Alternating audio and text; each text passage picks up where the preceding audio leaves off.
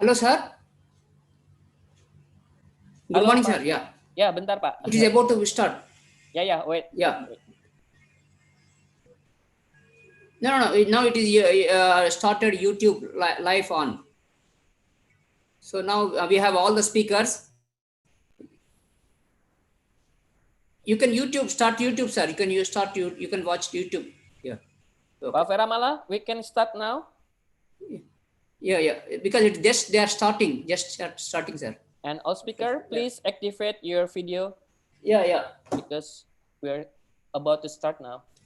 Yeah. Okay. I start my video. Yeah. Okay, please start your video. Yeah, I already started. Yeah. Okay. All right. Good morning, everyone. Thank you for joining in today's discussion. I would like to welcome all participants to this webinar.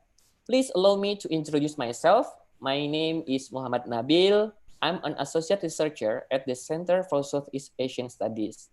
Today, I will be moderating for today's webinar. I would like to recognize and thank you for the Center for Southeast Asian Studies Indonesia. They organized this webinar, and also to all distinguished speakers who accepted our invitation. As we all know, this webinar is one of the webinar series on contemporary issues in Asia held by the Center for Southeast Asian Studies Indonesia. In today's webinar, we will discuss one of the contemporary issues in South Asia. We will discussing about the apocalyptic carnage of Kashmir, who started it and what it happened on October 22nd, 1947. This webinar will be in English, and we have 4 speakers today to talk about this topic. Kia, could you please share the ground rules of this webinar? Okay, these are our ground rules for today's webinar. Please change your ID into the following format. It is important for our record and also the certificate that we will be given to all of you. Q&A session will only be done through the chat box, and just put your questions to the chat box. Moderator, me, will select the most relevant questions to be answered due to limited time. And the questions must be delivered in English. Well, let's start our today's discussion. Before I invite all panelists here, let me brief all audience a little bit about this topic. Kashmir is part of India's Jammu and Kashmir region. Before 1947, this region had 3 parts. The whole region was part of the Jammu and Kashmir princely state.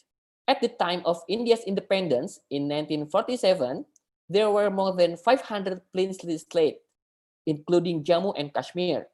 Most of them joined in India and the remaining joining in Pakistan. There was also an option to remain as independent state. In case of Jammu and Kashmir princely state, there was a strange situation as its ruler, Maharaja Hari Singh, a Hindu, did not want to join neither in India nor in Pakistan. He wanted to be an independent ruler.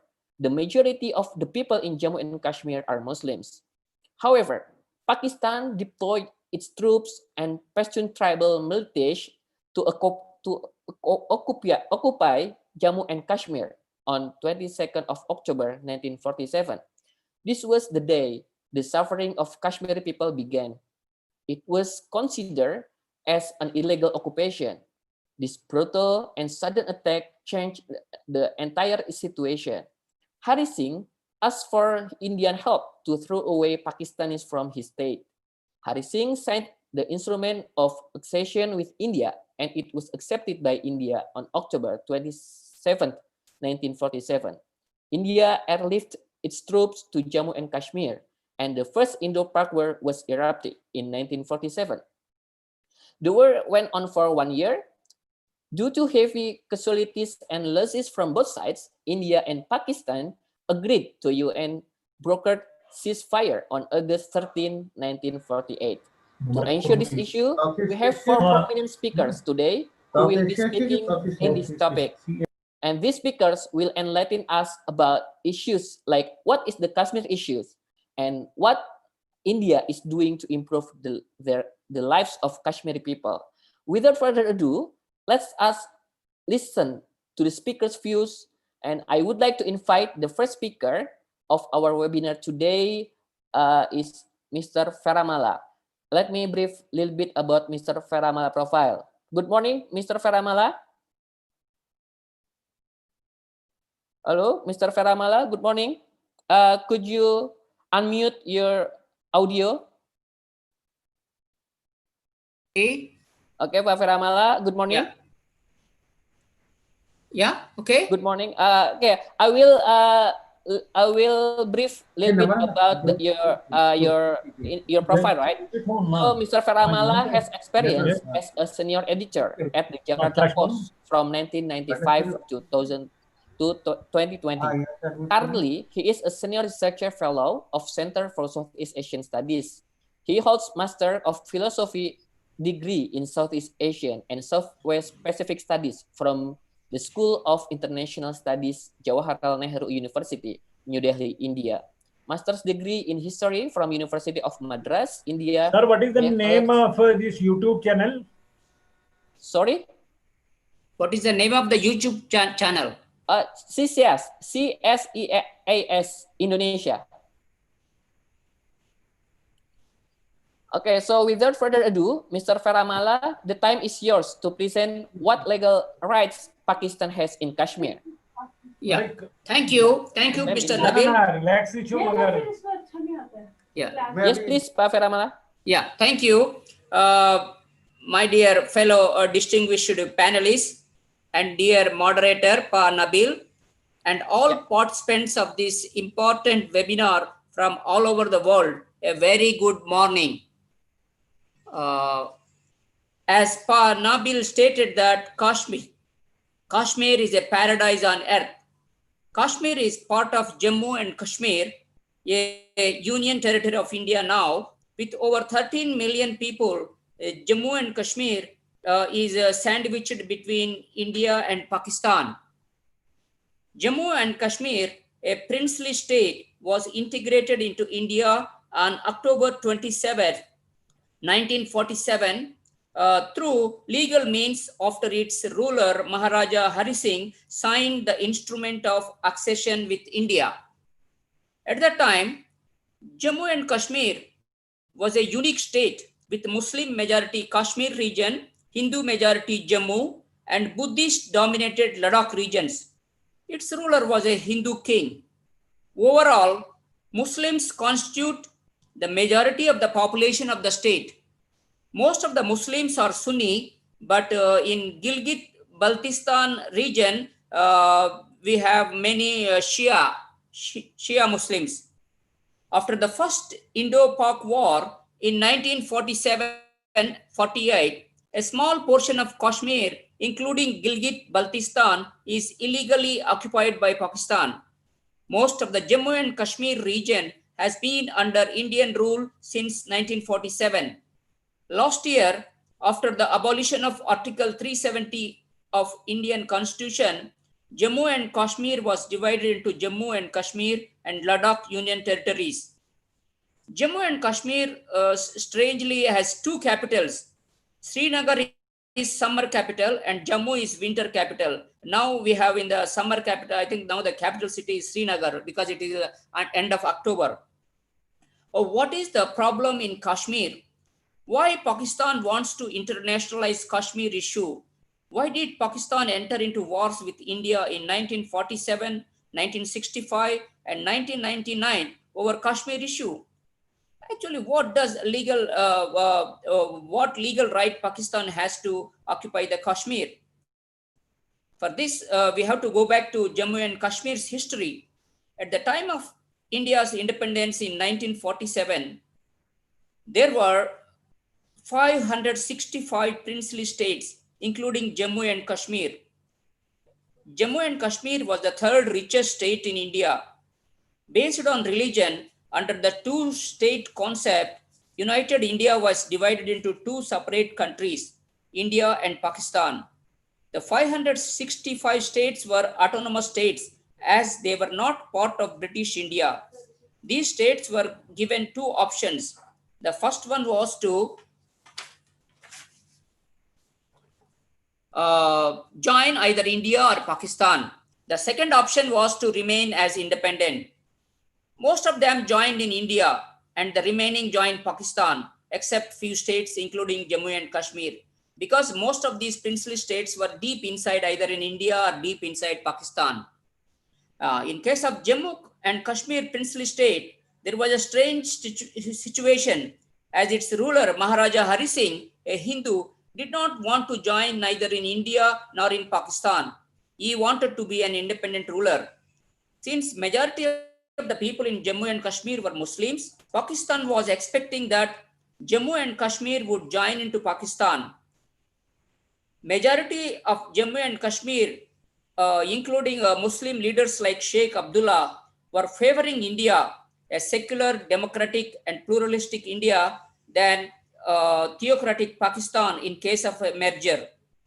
The king's efforts to remain independent and people's willingness to favor India made Pakistan angry, and it lost its patience. Pakistan deployed its troops and Pashtun tribal militias to occupy Jammu and Kashmir on October 22, 1947, exactly today, 73 years ago. Tribal militias were so brutal in looting, killing and raping of Kashmiri women. The brutal and sudden attack changed the entire situation. Majority of Kashmiri Muslims hate Pakistan because of later brutal acts. October 22 was the day the tragedy of Kashmiri people began. Hari Singh asked for Indian help to throw away Pakistanis from his state, but India refused to intervene as Jammu and Kashmir was not acceded to India. Many Kashmiri Muslims leaders like Sheikh Abdullah favored secular India than theocratic Pakistan. Immediately, Hari Singh signed the instrument of accession with India, and it was accepted by India on October 27, 1947. Immediately the next day, India airlifted its troops to Jammu and Kashmir, and the first Indo-Pak war was erupted in 1947. The war went on for 1 year. Indian troops were successful in liberating 75% of Jammu and Kashmir state. Due to heavy casualties and losses from both sides, both India and Pakistan agreed to UN brokered ceasefire on August 13, 1948, because it was very difficult for both countries because just they became independent and then they entered into a war. On January 1, 1949, the line of control, it's called LOC, the de facto border was established between India and Pakistan. As a result, a third of the Jammu and Kashmir area, including Gilgit and Baltistan, is remained under Pakistan control until now. The United Nations Security Council adopted resolutions number 39 and 47 to restore peace in Jammu and Kashmir state in 1948. Both Pakistan and India agreed to establish the three-member United Nations Commission for India and Pakistan. It's called UNCIP, UNCIP, in 1949 to restore peace and conduct a plebiscite in Jammu and Kashmir area. On January 5, 1949, the UNICEF adopted a resolution under which Pakistan must withdraw all its tribesmen and Pakistani troops from Jammu and Kashmir area, which Pakistan never did until this day. India was also asked to reduce its troops to minimum level and form an all-party cabinet to run the administration after the Pakistani withdrawal. The UN asked India to release all political prisoners and make arrangements for the return of refugees. Since Pakistan did not withdraw tribesmen and Pakistani troops from occupied Kashmir, India did not implement the agreed terms of UNICEF resolution. Thus, the resolution became irrelevant in all aspects. It was Pakistan. Just a minute.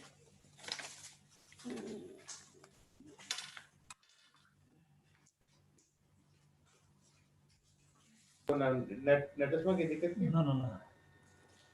You both phone. Hello. Don't interrupt anybody. आवाज के बाद No, वो थी my situation. Sorry. Yeah, because my battery was low, I charged it. Yeah, sorry. Yeah, hello. No problem. Yeah, okay.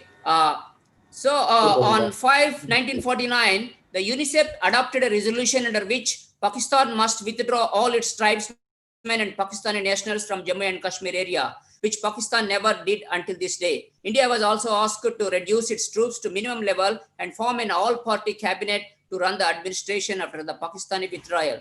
The UN asked India to release all political prisoners and make arrangements for the return of refugees. Since Pakistan did not withdraw tribesmen and Pakistani troops from occupied Kashmir, India did not implement the agreed terms of UNICEF resolution. Thus, the resolution became irrelevant in all aspects. It was Pakistan that brought violence and destruction to Jammu and Kashmir in the first place in 1947 by deploying tribal militia and its troops. Since 1947, 4 wars in 1947, in 1965, in 1971, and 1999 have been fought between India and Pakistan. The 1971 war not about, of course, not about Kashmir, but about East Pakistan, which is now Bangladesh.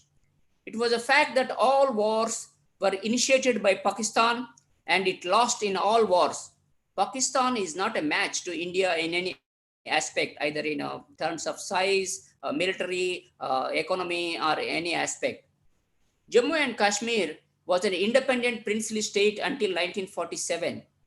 Pakistan did not have any rights in Jammu and Kashmir.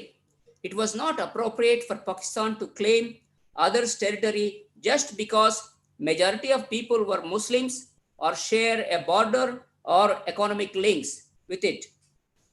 In contrast, Jammu and Kashmir ruler came to India and handed over the state to India legally. India did not go to Kashmir in the first place. Pakistan frequently raises Kashmir issue at the UN and asks for a UN referendum, but it has forgotten that it was Pakistan that is which is the violator of the UN resolutions on Kashmir.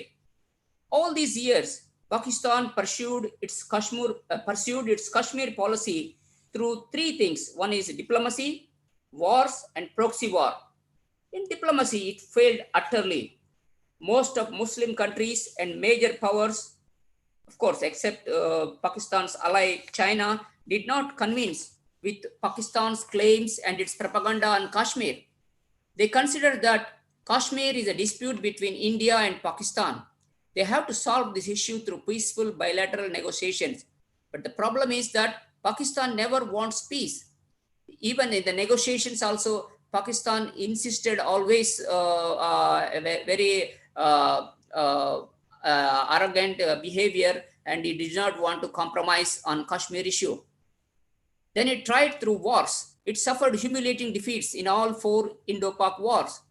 For the last 3 decades, Pakistan has been waging a proxy war against India by bringing in terrorist groups, both local and international terrorist groups like Al-Qaeda, ISIS, and locally groomed terrorist groups like JAT, like Lashkar-e-Toba, and many other militant groups.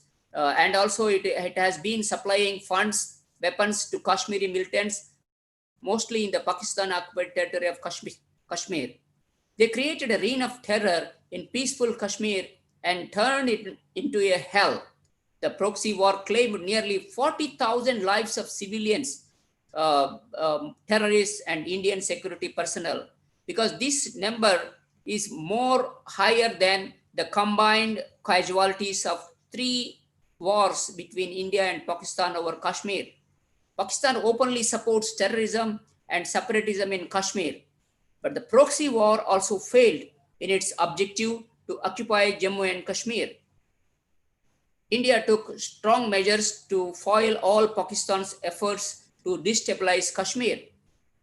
Last year, India abolished the Article 370, which provided a special status in the past.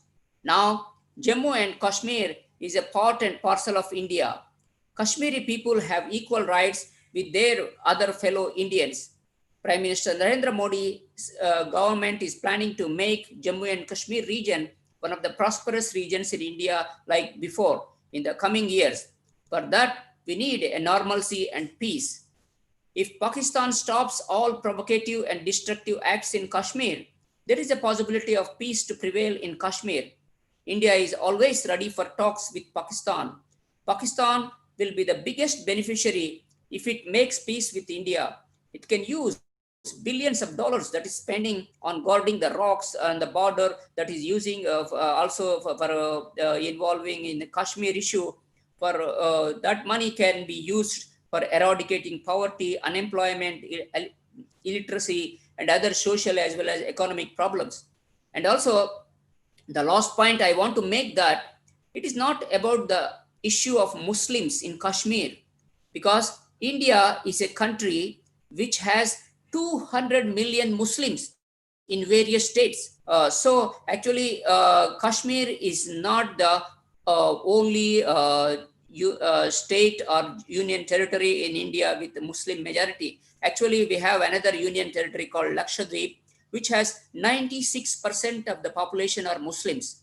So that's why it is not about the Muslim people. Actually, it is the geopolitical ambitions of Pakistan, because which needs an issue to unite all Pakistanis and also to give more powers to the military. So this is the reason why this issue has been prolonging, and also the people of Kashmir cannot live in peace. They are suffering a lot. So that's why the international community also put pressure on Kashmir to stop terrorist activities in Kashmir. Thank you very much. Maybe I will share if you have any questions later in the question and answer sessions. Thank you, Mr. Nabil. Thank you, Mr. Faramala, for your interesting presentation. And I quote from your presentation: Pakistan do not has any legal right on Kashmir, and it was an occupying force. And India legally entered Jammu and Kashmir at the request of its ruler and its people. All right. Thank you very much, Mr. Faramala. Now we are going to invite our second speaker, Dr. Ramesh Tamiri. Good morning, Dr. Ramesh Tamiri. Good morning, Mr. Nabil and distinguished panelists. I thank the organizers for inviting me to this webinar. Yeah, I would like to introduce you a little bit about Dr. Ramesh Tamiri's profile first. Dr. Ramesh Tamiri is a native of Kashmir Valley and ophthalmologist by profession. He is researcher on history, politics, and culture of Kashmir with special focus on the oral history. He has contributed many articles on these themes to different papers, and currently he is working on modern history of Jammu and Kashmir. All right, Dr. Ramesh Tamiri, the time is yours. Thank you, sir. Since 2000, I have been working on the oral history of the Pakistani invasion 1947-48. It is very, on 22nd of October, Pakistan launched an attack on the state of J&K and inflicted brutalities on the civilian population in the areas it occupied. It is very important to understand the context of this violence. Number one, Pakistan believes in two-nation theory and it opposes pluralism. Second thing is that the communal violence of 1947 was a different phenomena. The killings of the non-Muslims in 1947 Pakistani attack were state-sponsored ethnic cleansing of non-Muslims by the state of Pakistan. Third thing is that there is continuity between the Pakistan's violence in 1947-90 when it launched cross-border terrorism. The pattern is same. The pattern of ideological indoctrination informed by jihad and use of terror as an instrument of ethnic cleansing remains the same. In 1990, Kashmiri Pandits who were victims of Pakistani-sponsored violence in 1947, they were thrown out from their homes in 1989-90 again. Sir, there are three regions which were attacked by Pakistan and where there was ethnic cleansing of the population. First is the Jammu region. We had Muzaffarabad, Bimbar, Mirpur, Rajouri, Devabatala, Punch. Substantial population of these towns was Hindus, and there were many people who had many non-Muslims who had sought shelter in these towns after the partition. Second region is Baltistan and Gilgit. Third region is Kashmir Valley proper, where we have Kashmiri Hindus and Sikhs as a non-Muslims.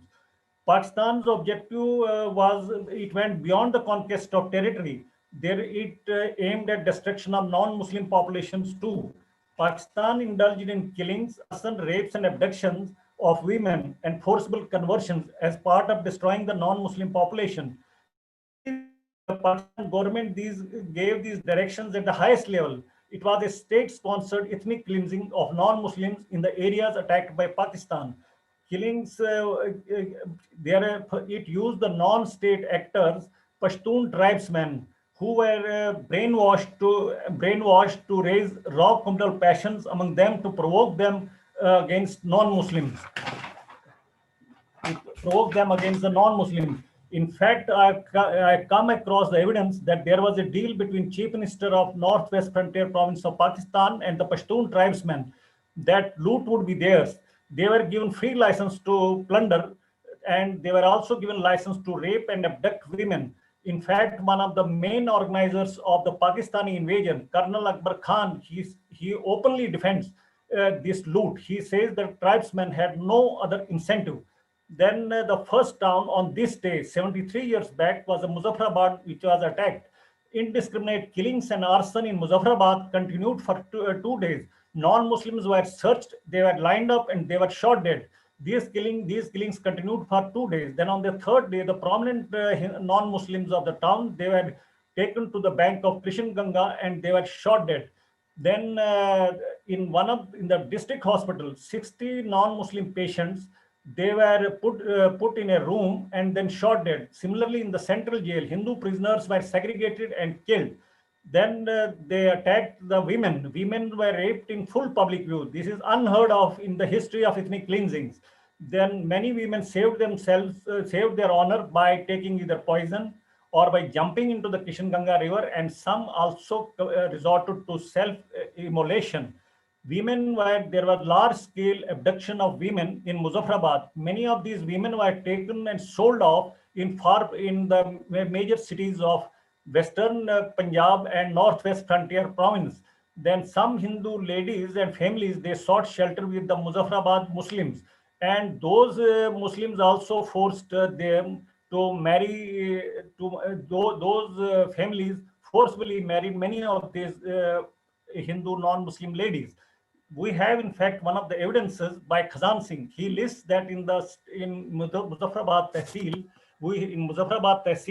the list of abductions was 100. In district of Muzaffarabad, it was 500. In Manshera, it was 300.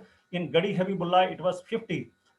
Then there was targeted violence against Sikhs in Muzaffarabad. In Nalochi Gurdwara, Sikhs had sought shelter in the Gurdwara. Pakistani invaders attacked it, and after the ammunition of the Sikhs got exhausted, all these Sikhs were shot dead. Then in another area, Sikhs had taken shelter around a Nala. Pakistanis reached there, they segregated the male members and then shot them dead. They shot them dead. There were also 2 other Sikh massacres at Gojra and Tarnawa Makri. Then next we come to the famous town of Bimbar. It was a Hindu majority town. Pakistanis attacked it and 5,000 people sought shelter in the Tehsil headquarters. It was soon overpowered, and out of these 5,000, not more than 700 or 800 people survived and reached Jammu. Then the next, there is an important area that is called as Naka Gura. This is a town which is between Mirpur Chowk and Bimbar. 400 families of non-Muslims were staying here. After the Bimbar fell, these families decided to migrate towards the Naushara town. They were misled by a Pakistani collaborator and put on a wrong path where the invaders were waiting for them. Their invaders attacked them and they segregated male members and then took them to a place that is known as Kas Bandar. Here, every day, 50 males would be taken. They were asked to dig graves during the day without telling them for what purpose these graves were. And the same night, these 50 people were killed and put in those graves. This process was repeated every day till all males were killed. Out of 400 families, only 350 non-Muslim, mostly women and children, survived. Then next we come to the Deobatala. In Deobatala town, 1,000 non-Muslims were killed. Then there is an important town of Rajouri. On the day of Diwali, 7,000 non-Muslims were killed. People of Rajouri do not celebrate Diwali in memory to honor the memory of those killed in 1947. Then one of the worst massacres in ethnic cleansing histories is of Mirpur. There were 25,000 population, 20,000 non-Muslims in Mirpur in 1947. Pakistanis resorted to indiscriminate killing. They established a camp which is similar to the Auschwitz, where every day 100, 200 people were killed. Out of 25,000 people, only 2,000 people were able to reach Jammu, and some 100 they were later repatriated by Red Cross. Then we come, this is the ethnic cleansing of non-Muslims in the areas of Jammu occupied by Pakistan in 1947. Next I come to the Gilgit and Baltistan. In Gilgit-Baltistan, the worst, thereby we had Hindu employees and Sikh traders. Sikh traders have been living there for generations and they were respected by the local population. Pakistan posted one of its worst communal military officers by the name of Colonel Mataul Mulk, who belongs to the Chitral ruling family. After the surrender of Indian garrison in August 1948, he shamefacedly bragged in his report to the headquarters, all Sikhs killed, women raped. This is unheard. An army officer openly justifying rape and killings. Then we had some employees. One Kashmiri Pandit, he was a control clerk. He was attacked with pole vaults and axes. First he was killed. Then his wife, who was pregnant, who went to rescue her husband, she was lynched and she had miscarriage and she died. Then third, her daughter was lynched. Another daughter who sustained critical injuries and felt unconscious, she was presumed to be dead. Then there we have another Kashmiri Pandit employee, Mr. Narendranath Nadir. Pakistani soldiers went to him and tried to strangulate him. After strangulation, they tried to drown him into the well. But two dogs, which Mr. Nadir had faithfully reared, they saved him from drowning. Mr. Nadir survived and he still had hoarseness of voice due to this attempted strangulation. Next, I come to the how Pakistanis dealt with the Sikhs. There were 46 who were traders. These Sikhs, Pakistanis issued an order that all the Sikhs above the age of 10 years should be killed, and no Sikh above the age of 10 years should be, no Sikh should be below the age of 10 years should be asked to have long hairs. These 46 were tied with ropes, then they were taken to the river. Then at the river, their ropes were loosened and they were asked to jump into the river. Once they moved towards the river, bullets were shot on them. All the 46 people were killed. Second thing is that the Indian dealt horribly with the Indian prisoners of war. Pakistan government issued a fate that maximum punishment and pain should be inflicted on these Indian POWs. These Indian POWs, many of whom were stretcher cases, they were dragged either by handling their amputated limbs or their wounds were further brutalized. There are two other small places near Askardu. One is the Shigar. Shigar story I am breaking for the first time to the world because no description of this Shigar massacre of Sikhs has come before this. There were 7 shopkeepers in Shigar. One fine morning, Pakistani soldiers came. They tied these shopkeepers to a poplar tree, one person with each tree. Then they were shot dead. Later in the evening, their families were attacked and stabbed. Out of them, then 2 Pakistani soldiers, one of whom I have been able to find out the name. His name is Sarfraz. he saw two sick girls, Janto and Rani, and he told his other fellow soldiers that I'll deal with them myself. These two soldiers forcibly married these two ladies. Janto, after she found out, then she became pregnant, she committed suicide. Rani, after a few months, she told a person whom I interviewed that this man has killed my mother, sister, and brother. I'm totally helpless now. Then another person is Hardev Singh. Hardev Singh's brother, father, and uncles were killed. He started abusing Pakistanis and threw stones in them. Pakistani soldiers, they tied stones with turban around his body and dumped him to the river. A Balti tailor rescued him. Then there is another place, Khaplu. Khaplu, we had a Kashmiri Hindu doctor. His name is Dr. Sarvanand Rana, and his pharmacist, Keshwanath Kaul. They were killed mercilessly, and wife of the doctor was abducted. She was tortured, and after many months, she was released. Then we have other places in this. I've talked about the Baltistan part, that is Askardur. Now I come to the Gilgit part. In Gilgit, we have Chilas.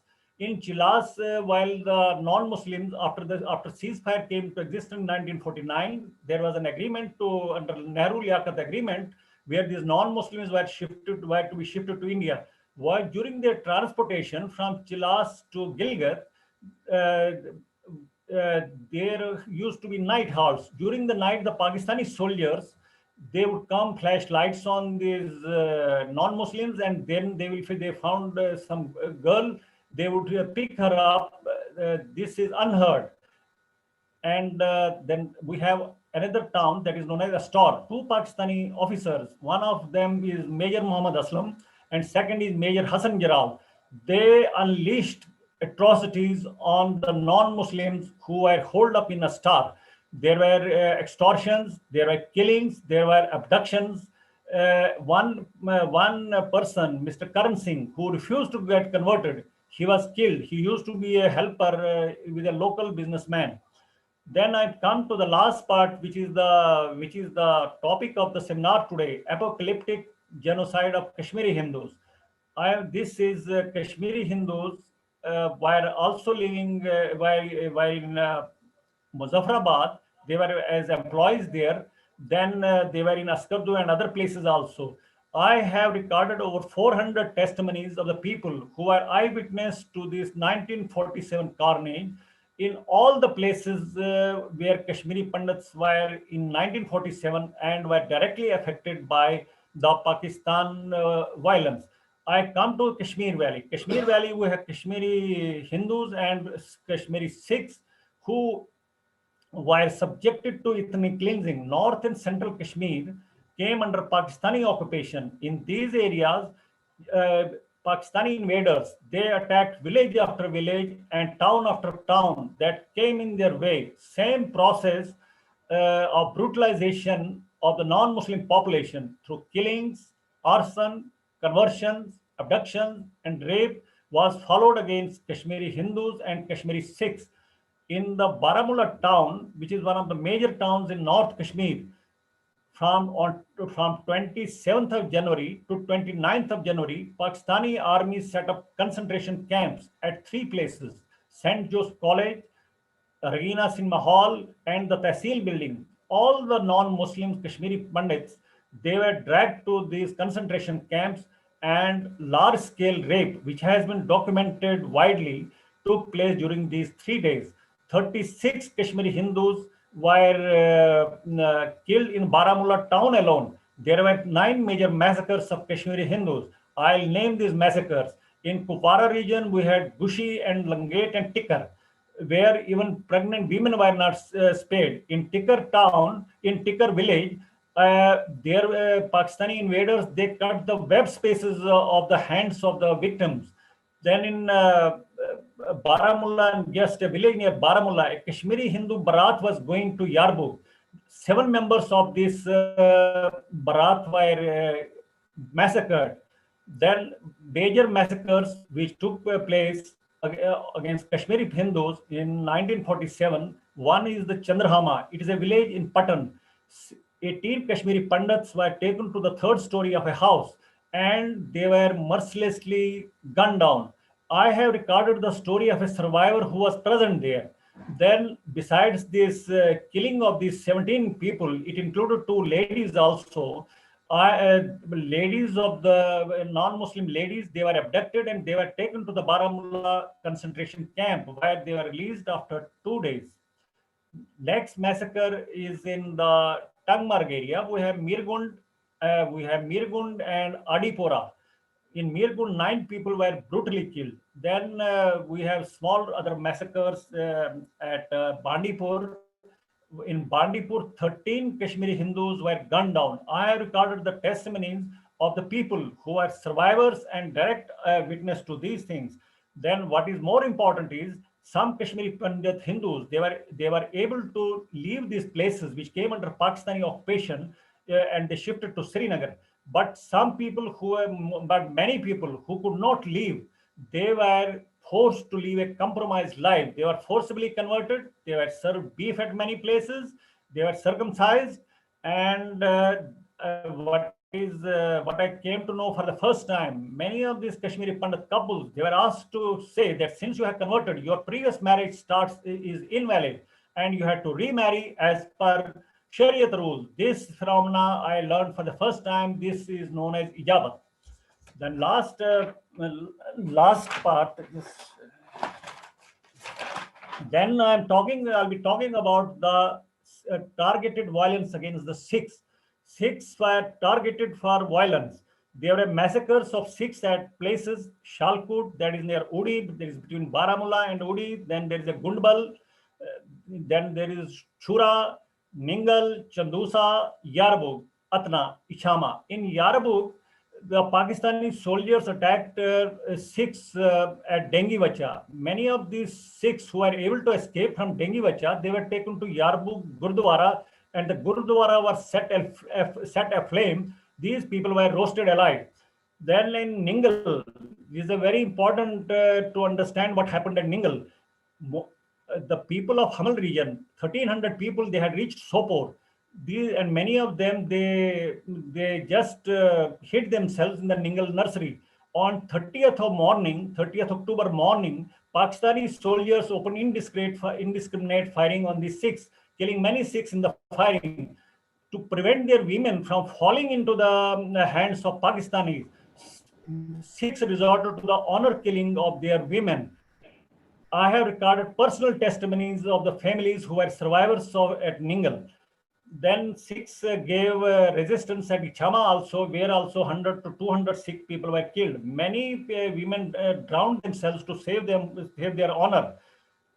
Now next I come to the Srinagar, which escaped the Pakistani occupation. After hearing the horror stories of abductions, the women of Srinagar, they formed a group that is known as self-defense group. These ladies, many of whom later rose to be the educationists, they underwent gun training that in case Srinagar falls to the Pakistani invaders, they'll be able to protect themselves. Most important thing is that those Muslims who resisted Pakistani brutalization of Hindus, they were mercilessly gunned down. In this case, two important personalities I would like to refer to. Maqbool Sherwani. Maqbool Sherwani, he was arrested by Pakistanis. Nails were put into his body, and a notice was pasted on his forehead that such traitors need to be killed. Maqbool Sherwani's great role is in forewarning Pandits in Sopor. It was on his advice that Kashmiri Pandits in Sopor, 70% of them were able to migrate from Sopor to Srinagar.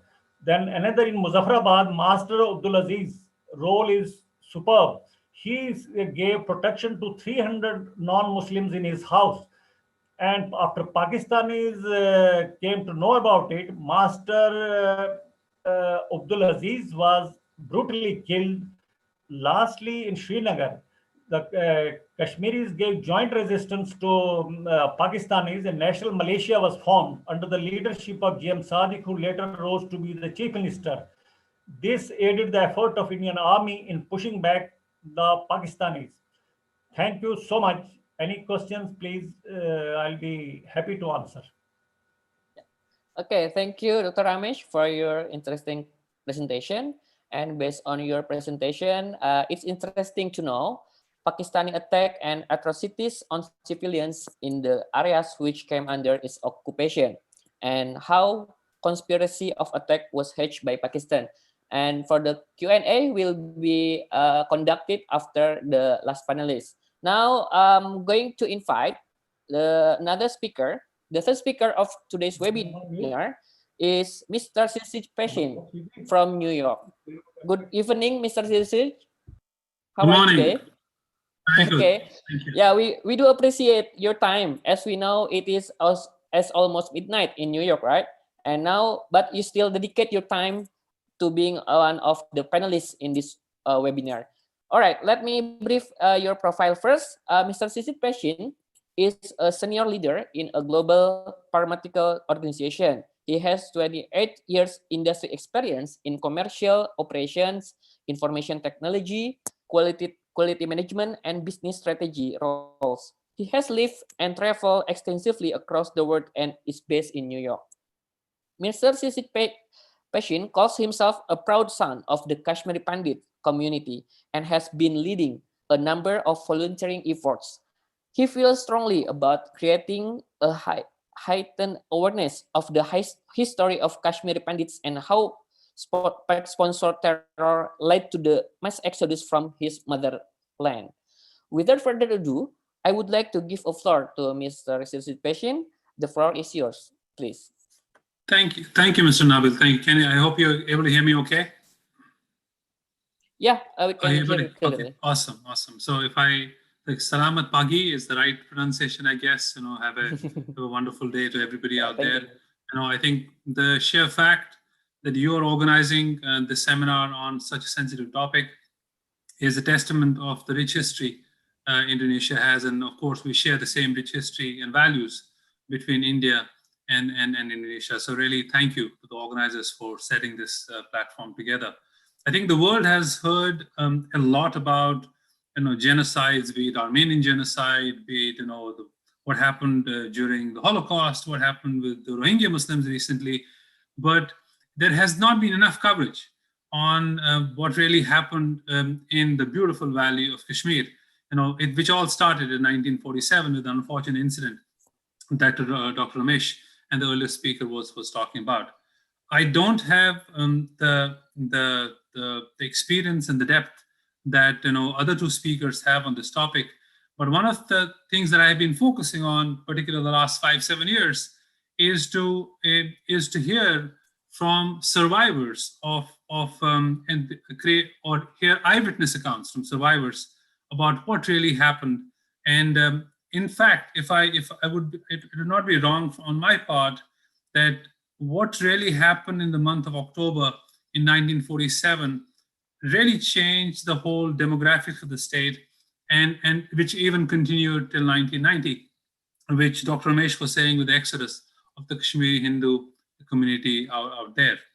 My role today will be to cover a few eyewitness accounts, and this I have not only recorded, but also have data to prove that these actually happened with individual names. And I have taken the permission, where possible, to use those names very specifically. As you know, I'm in the US, so data privacy is big. So I want to make sure that I have covered their permissions as well. So hence the call out for using the right data. We know based on facts today that some people call it, the Pakistan army establishment was calling it an Operational Gulmarg, and we had Major General Iqbal Khan potentially, who was behind the brain behind all of this. The eventual goal, it seems, in the October of 1947 was to capture Srinagar and other important establishments before the end of autumn, so that the Hindu ruler of the state would be taken out, and then there could be rebellion of sort locally before the Pakistani army would come in. I think that was stated with many examples by Dr. Ramesh as well earlier. What was also very is, as we see in other genocides, very similar pattern slaughtering of the menfolk, gang raping of women, setting fire to installations, loot and plunder. That was the template that was used, and it has been repeated, be it in the Rohingya case, or be it in Holocaust, be it in Armenian genocides. I'm just using this as parallels to define it was no different. Even unfortunately, because there has not been enough coverage in the media, hence I see my role to share what those eyewitness accounts were today. I'll bring my first eyewitness account to the table for you today, and I'm using my notes here, so please bear with me. First, October 21st, the night of 1947, October 21st. The place is Bandipora. The family is the family of Mr. Samsar Chand Sadhu, a family of around 7-8 people. They had visitors, which are around 5 or 6 visitors that were visiting their home that day. And this visiting party actually was on the way to Gilgit. They were actually a trading family. They were on their way to Gilgit and actually taken a night stopover at their home in Bandipur. Mr. Samsar Chand was a very well-known, community member across all religions. He had employed hundreds of people in his business. Very well-known trader. And on that night, on the previous night, the local Muslim population had forewarned him that he should be aware, he should be very careful, because they have very clear reports that what we call as the invaders or Kabalis will be coming in that area potentially in a day or two. So he should be careful, but they assured him that they will take care of him even if anybody is coming, to attack or hurt their family. The family, after dinner, slept, but that day, given what their Muslim friends and neighbors had told them, they slept, all the menfolk slept on the ground floor, or the first floor as they call it, ground floor, and all the women and the children went into their bedrooms and slept there separately. Around 4 a.m. in the night, 4 a.m. in the morning, there was a loud knock on the door, and everybody was startled. They woke up, and they saw almost 100 of these invaders that came into their compound, demanding everybody to come down and into the large compound that was in front of the front yard of the house. As they came in, they asked all the menfolk to stand in a line, and womenfolk to stand in a separate line. While this was happening, 2 individuals from that home were able to, while they were coming down, there was a small window. They jumped out of the window, 2 of them. One was a 12-year-old teenager, 12-year-old boy, sorry. And then other gentleman was his uncle who was there. And they jumped through the window, and while jumping, one of the adult broke his leg. He fell on a bed of poison ivy. Because he broke his leg, he could not move for the entire night. He was on the bed of the poison ivy for the entire night, and only was found, a day later. And the young boy, 12, he escaped, hid inside the fields for the entire night, and he is the one who narrated this story. He is the one who has narrated the story. We call him today by favorite name. Home name is Pitaji. What he said as he was brought back into the compound, he saw everybody in that family was gunned down, and the invaders had come with guns, machetes, and whatever axes, whatever you call it. And some people, the menfolk was first, killed with machetes, and then everybody else was killed. So it was really one of the life-changing moments which really impacted the socioeconomic fabric in that part of the world. In addition to that, the adult who broke his leg, actually for the rest of his life, he could not walk straight, and then he suffered with severe infections and skin infections, for the rest of his life. What I would like to move to the eyewitness account number 2, which happened, almost on the second day. It happened around the same time. The day is not yet confirmed. This individual was a clerk in the military and based in Lahore. And immediately after partition, as the population from across the border was being swapped, and Muslims were going to the Pakistan side if they decided to wish to do so, and the same side Hindus were coming over back to India if they wish to do so. And this gentleman was a Hindu, Kashmiri Hindu. He was on a bus which was on board to Jammu. While they were traveling, the bus was stopped, and there were 30 to 40 invaders that stopped the bus and asked all the people to line up in front of the bus. And they did the horrific act of checking everybody's private parts to see who is circumcised. And based on that, the people traveling the bus were separated and they were lined up for shooting. This individual whom we're talking about here, he was not willing to share his name, or his family was not willing to share his name because he's no more. This individual had a friend who was on the bus and sitting next to him, and he called him out. And in that when we say Kashmiri, "Hey, what are you?" which means, "Hey, please come here." And somehow in that confusion, he joined the line of his Muslim friend, and that's how he was saved. In that conversation that he has narrated, he has been having trouble sleeping since then. He had a life of a lot of medical issues because the death of all the people that he knew on the bus, some of them were his close colleagues who worked with him. It was horrific to watch. So this was incident number 2 that happened, that was narrated to me. The third incident was in village Chandrahama, which was Tehsil Patan, district Baramulla. These were an incident where was narrated by Miss Devaki Bhatt. She was a teenager that time, I think around 13 or 14 years old.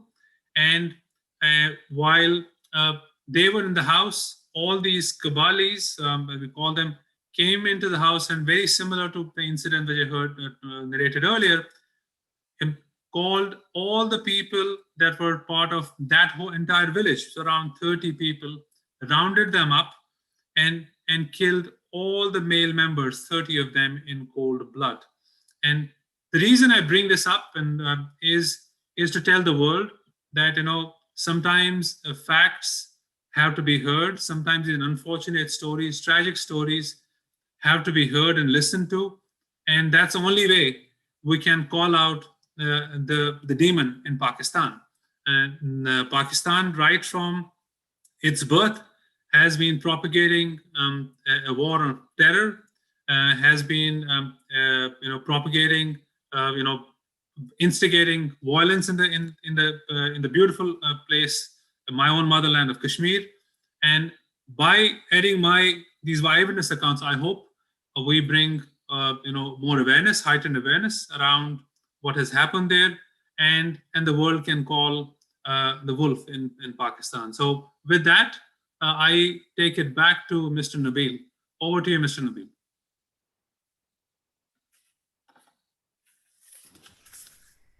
All right. Thank you, Mr. CSEAS, for sharing with us on a couple of eyewitness accounts of this carnage. And after this, I will allow the participants to ask the question, and I will select the most relevant question after the last panelist. Now we are going to invite the last but not least, our fourth speaker today, Mr. Fishes Cole. Good morning, Mr. Fishes Cole. Could you hear me? Good morning, Mr. Nabil. How are Alright. you doing? I would like to introduce Mr. Fisher's Call profile first. Mr. Fisher's Call is a Kashmiri boy, hails from downtown Srinagar, the capital of Jammu and Kashmir. He lived in his early childhood years in Kashmir across various districts. He completed his education in various parts of India. Mr. Fisher has been working for Unilever with work footprint across Asia and Africa. He is currently leading a digital transformation program for Unilever business in Southeast Asia. Without further ado, I would like to give time to Mr. Fisher's Call to present the topic. Mr. Fisher's Call, the time is yours. Thank you very much, Mr. Nabil, and thanks to the Center of Southeast Asian Studies for inviting me and presenting my, allowing me to present my views on this platform about what really happened during that period of 1947 and further followed up in 1948. My learned colleagues have already spoken in length about the individual accounts and the details which followed through were really painful to hear what has really happened on the ground during that point. I want to focus on October, this specific period on October 22nd. And if we can go on to the next, because it's very important for us to understand that why is it so important milestone in Kashmir's history and in world's history. So if we can move on to the next slide, right? The ambition of Pakistan to garner more and more territory had set in motion even before the partition was formally, declared, and came into effect on 15th of August 1947 when the two countries were formed. Right? There were actions which were initiated right from the beginning of 1947, which had led to the migration of people across the countries. But specific to Kashmir, also there were certain steps which were taken, which effectively led to a unstable situation with respect to Kashmir.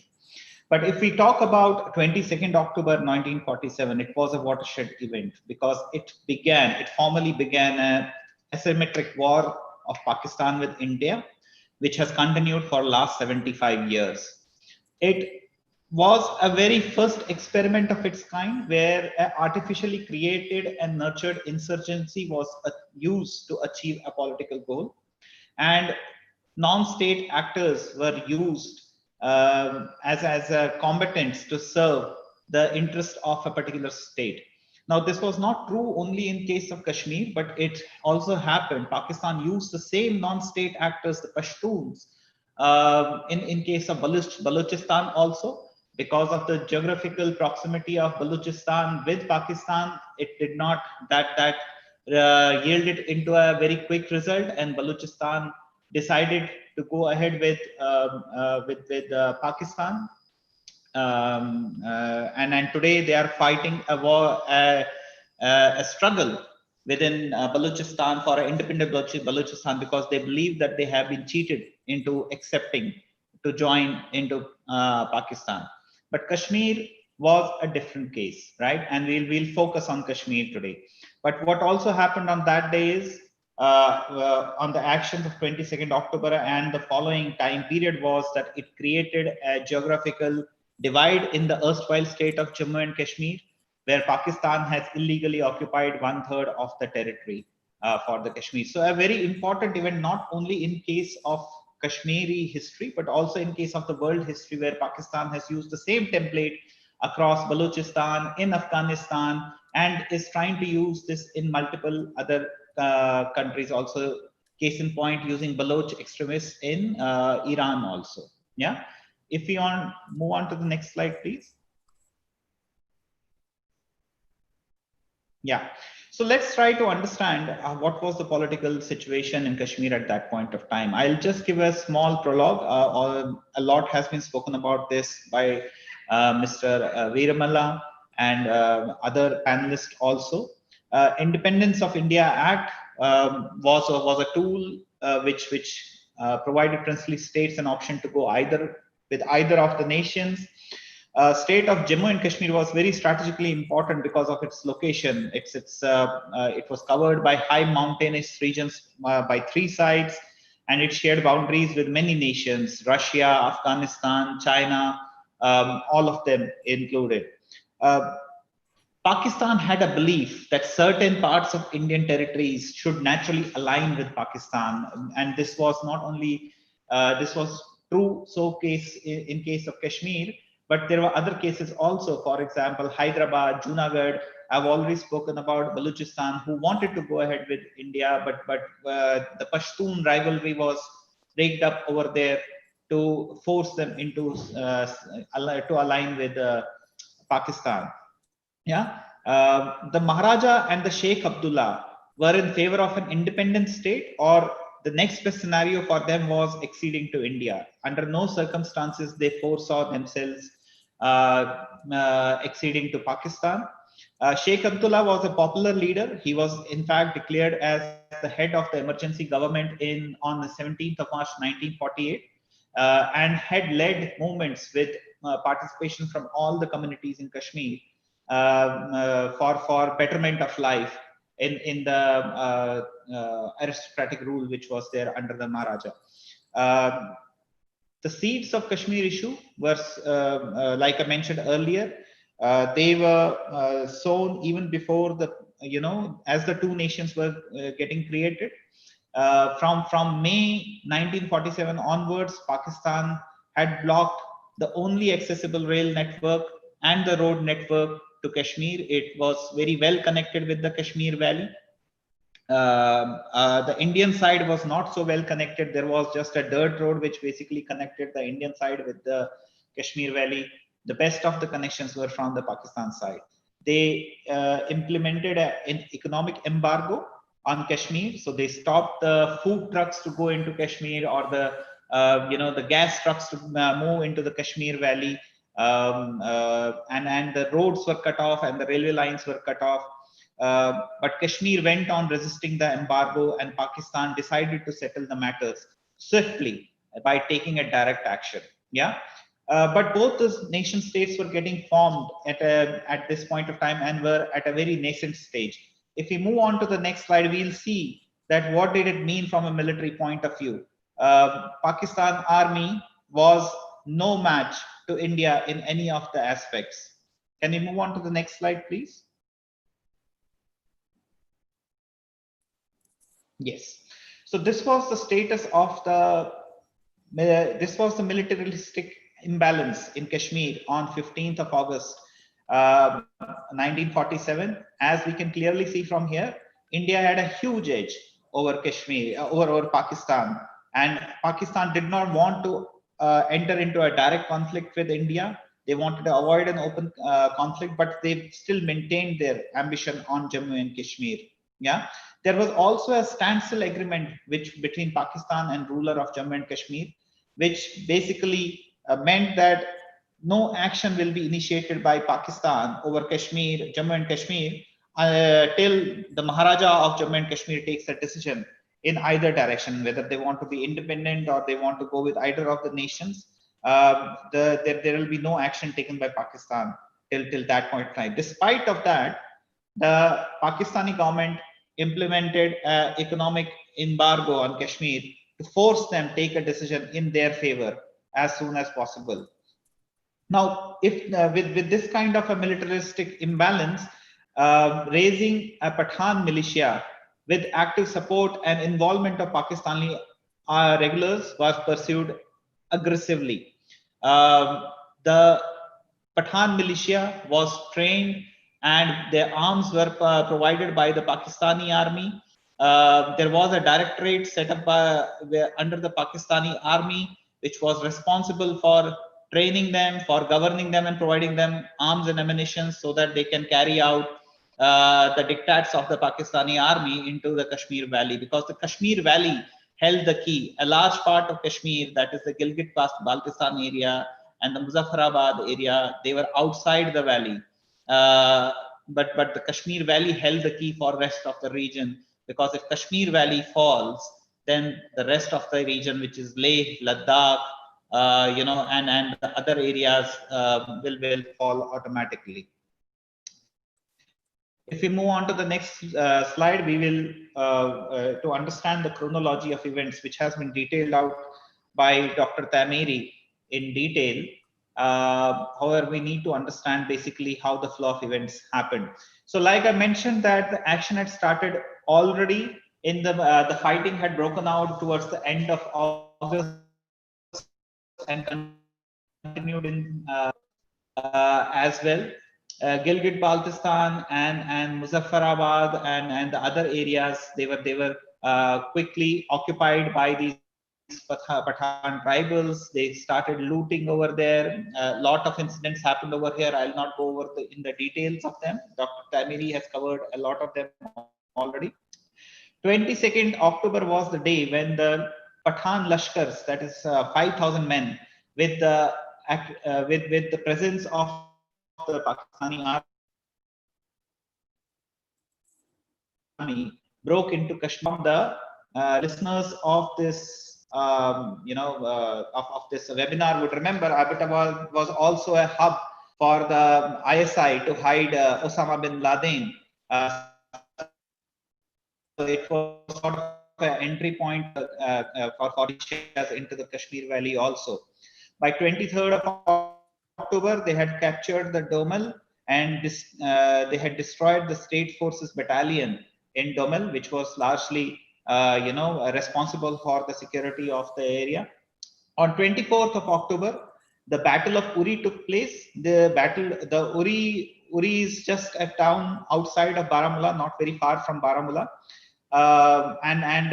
The state forces, that is the Kashmiri Maharaja's state forces, they resisted the act of aggression from the Pathan militia, and they were forced to destroy the bridges over the river Uri, and they withdrew to the town of Baramulla. This slowed down the advance of the Pathan Lashkars, and they took approximately 2 days to cross the river and enter the city, the town of Baramulla. And on 26th of October, the Carnage of Baramulla happened.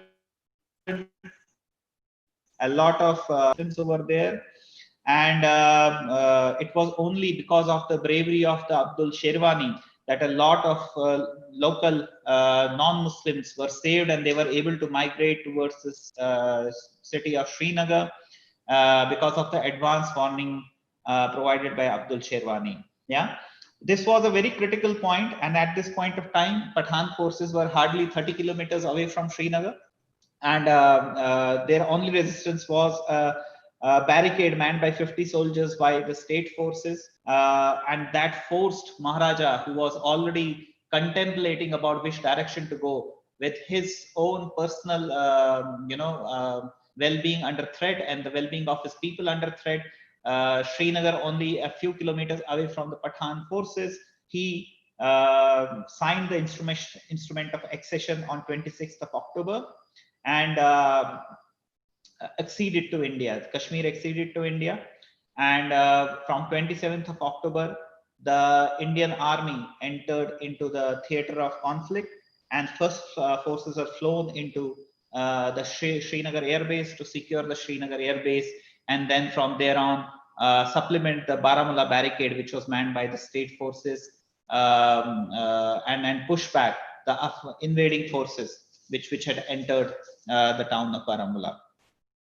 So that was the chronology of event, and Kashmir was almost on a lost cause on that day, but due to the timely action, decision by the Maharaja and action by Indian government, this carnage would have continued for many more days to come, and Kashmir would not be the Kashmir that we know today. If we can move on. Yeah. So what was the aftermath? Just a few closing point on that.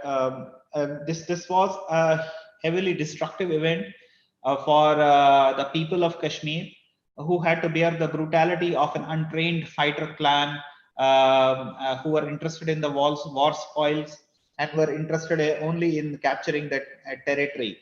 The war continued till end of 1948. And Pakistan, like I mentioned, was actively involved in theater. They provide personnel, ammunition, training, and everything.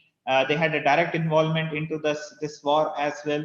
And any argument which says that this was an insurgent uprising raised by the Pakistan is a facile argument, and has no meaning at all. The ceasefire came into effect on 1st of January 1949.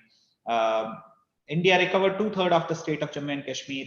However, it could not pursue the recapture of the important cities of Muzaffarabad and Gilgit-Baltistan. So a very important watershed event in the overall history of Kashmir, and what has followed over the last 75 years has been a direct result of the interest and the policies which were started on that day by Pakistan and are continuing till this day. That is raising the bogey of insurgency and providing the support of arms and ammunition to the people so that they can create an imbalance in the state and create a flesh in the thorn for India. That's it from my side, Mr. Nabil. All right, thank you, Mr. Fishes, for your wonderful presentation. And I took note from your presentation that the biggest casualties of this operation were the people of Jammu and Kashmir, who had to bear the brutality of an untrained fighter clan who were only interested in war spoils. And thank you for that. Okay, now we have completed the 4 speakers who spoke about the topic, and I will open the Q&A session, which allow the participant to ask the question. The participants can type questions in the live chat box feature, and we will read it for you to the speakers. I will select 2 or 3 questions first. Let me check. There are questions from Carla from University of Pajajaran. What is the role of Pakistan's military in Kashmir? And the second is from Beo. What will be the future of Kashmir? And the third question from Haira. How do you see economic development in Kashmir after abolition of Article 370? Okay, now I'm going to invite Mr. Feramala first to give a comment for the 3 questions. So, yeah. Mr. Feramala, the time is yours. The first question about what is the role of Pakistan military. We have to see. In 1947, we had a united India. We never had a country called Pakistan, a Pakistani nation. We never had. So what we had was only a group of ethnic groups like Balochistan, Sindhi, Punjabi, and that kind of identities. They don't have any Pakistani identity. So the Pakistan deliberately, even though the Pakistan military know very well that they cannot win this war with the big India, so that's why they want to keep on this prolonging this issue. And the military, even though they suffered so many humiliating defeats, and they never stopped propagating and assisting the Kashmiri militants and other people.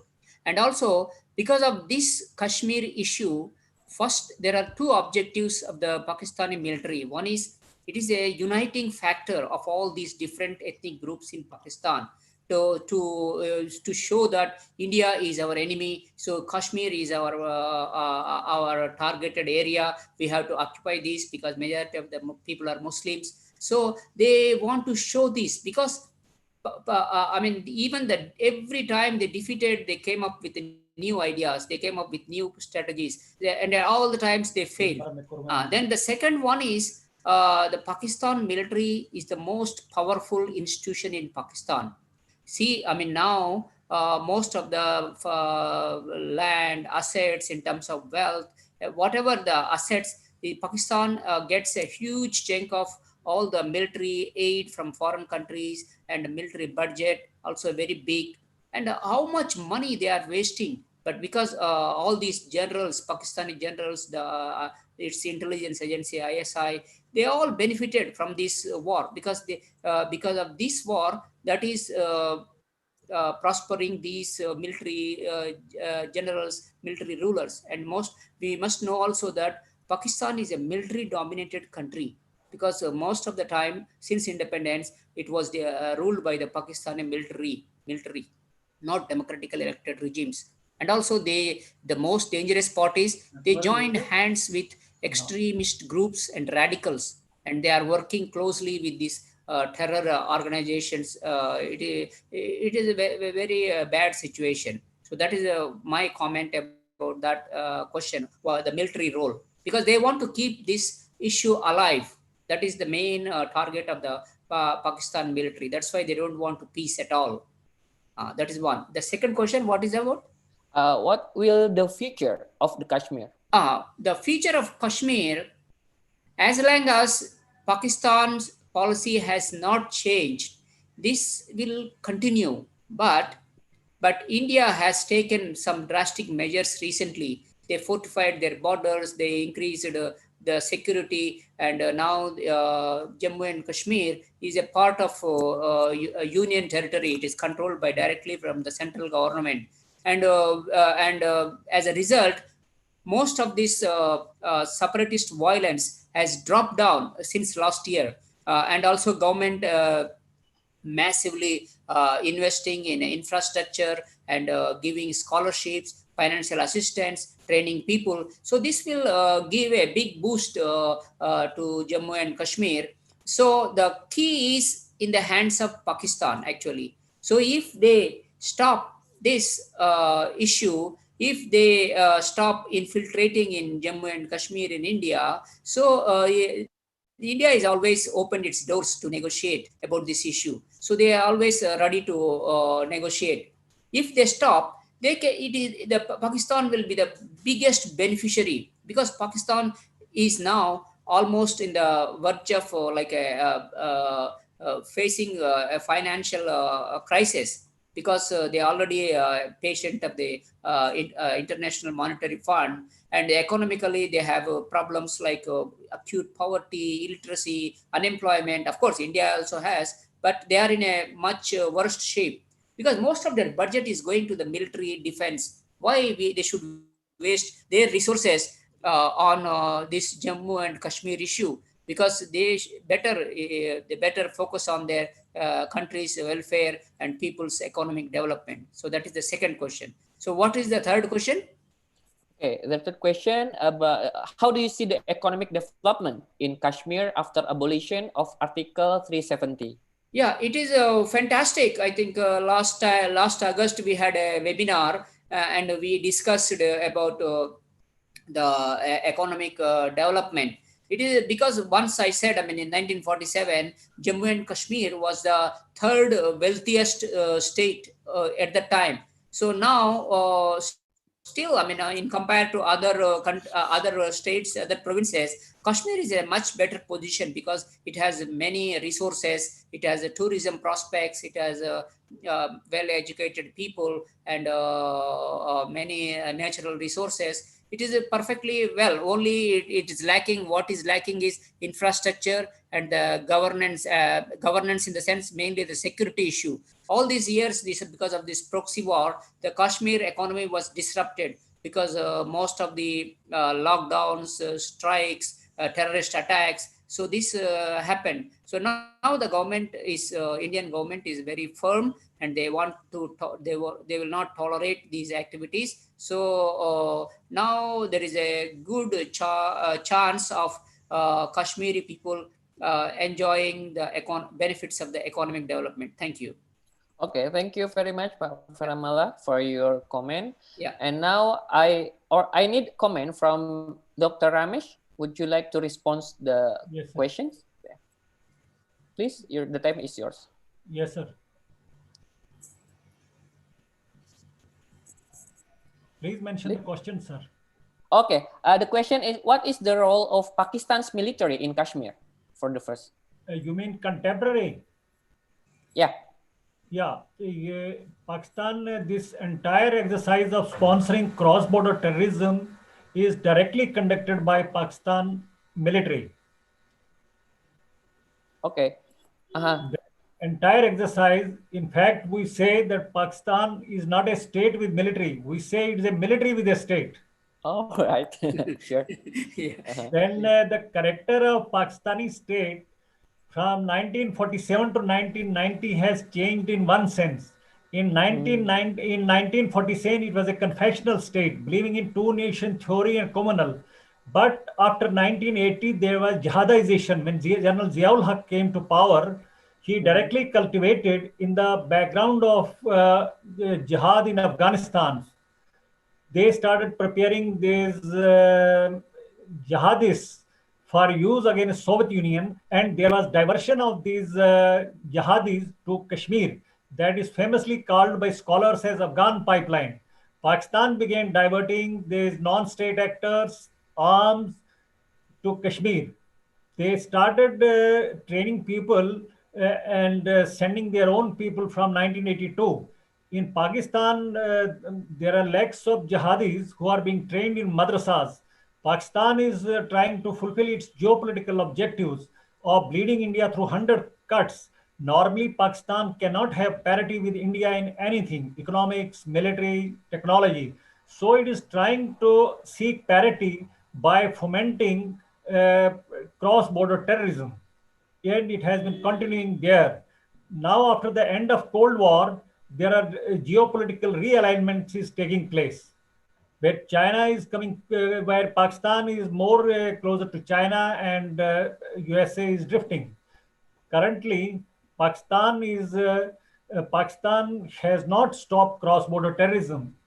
It is using this it is using the transnational Islamists for fomenting subversion in Kashmir and even in mainland India. Recently, we found that many of the cases from different parts of India, they are directly Pakistani connection. Pakistan army is directly involved. It is not a non-state actor job. The way in 1947, it was not a tribal invasion, which was a private. It was directly organized by that time also by Pakistan government. So that is why I said there is continuity between the 1947 war and the 1989 cross-border terrorism, where army is central to both the things. Okay. And about the second question, what will be the future of Kashmir? Would you like to give comment on that? I'm not able to. Can you be a little louder, sir? Okay. What will be the future of Kashmir? I feel, I see that ultimately, if we had to restore a durable peace and pluralism in Kashmir, for any democratic and a civilized society in the world, democracy and pluralism, these are the basic things. And I find that unless we fight this, the Pakistani ideology and promotion of jihadism, unless these are defeated, there will not be any peace in Kashmir. I feel that the important steps taken by the government, where they have abrogated 370 and also converted the state into union territory, that gives central government better maneuverability in dealing with the Pakistani terrorists. Ultimately this 370 abolition, it is going to be helpful in three ways. One, it will be helpful in decommunalizing the issue, because normally if Indian constitution is good for all the states of India, it should be good for Kashmir also. Just because a state is Muslim dominated and we give more constitutional sovereignty to it, it means that it works against the communal principle. So by bringing it at par with other Indian states, we are secularizing the society. Second thing is, it will give sense of participatory democracy to all the regions of the state. Third important thing that I would like to stress is the presence of 370 deprived the industrialization and the economic development of the state. And the high rise in unemployment was because the private entrepreneurship was not there. The removal of Article 370 will help the entrepreneurs to invest in J&K and create large number of jobs, and state will do very well. Okay. In Next terms question, of please. the Yeah, in terms of economic development, how do you see economic development in Kashmir after abolition of Article 370? Yes, sir.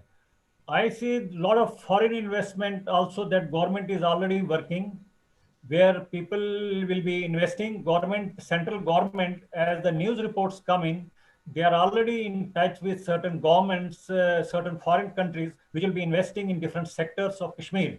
Kashmir, we have, its climate is very good for IT sector, pharmaceuticals, then horticulture-based industries, then organizing tourism very professionally, just like Switzerland. Then in Jammu region also, we have religious tourism, we have scenic tourism, then we can invest heavy and medium industries also. I think Kashmir will prosper a great deal after the removal of Article 370. Immediately, the things do not happen overnight. They have their own incubation time.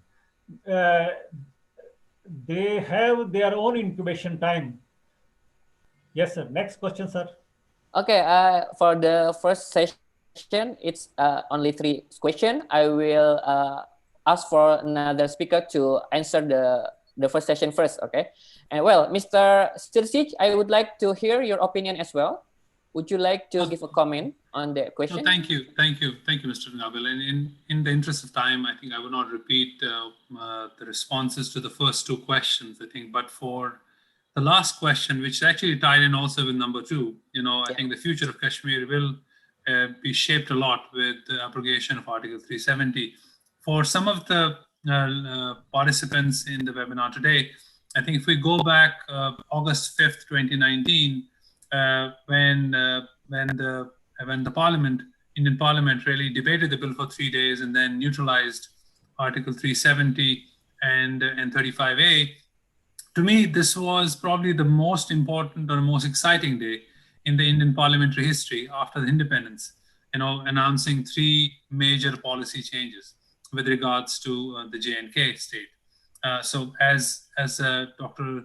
Ramesh was saying earlier, the J&K and Ladakh would be now centrally governed territories. The state of J&K would no longer have the special status under Article 370, and people residing in the state who have arrived before 1950 even would be granted citizenship rights.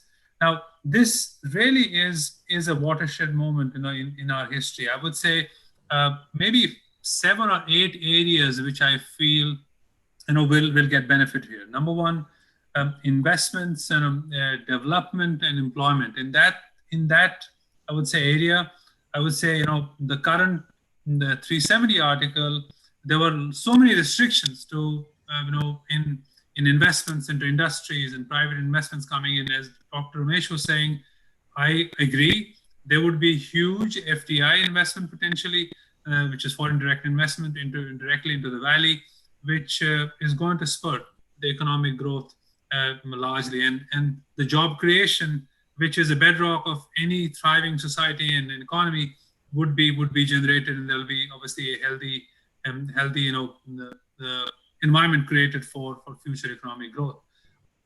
Tourism, big, I agree. I would see a lot of potential of public-private partnership models for local entrepreneurs. Clearly, we need the local government to encourage private partners to come in, and there is still that element of trust, security that needs to be created out there. So I would see rural tourism, a lot of that, a lot of uncharted, areas within Kashmir have still to be explored. So rural tourism will also grow. I also see a big investment in education and health. I think it's a very highly literate, population. So clearly, investments in medical infrastructure, I would say that would be a big opportunity there. And particularly the climate there makes it an ideal investment for the healthcare industry to invest in big way. Youth, I think youth have been marginalized because of terrorism over the last many decades.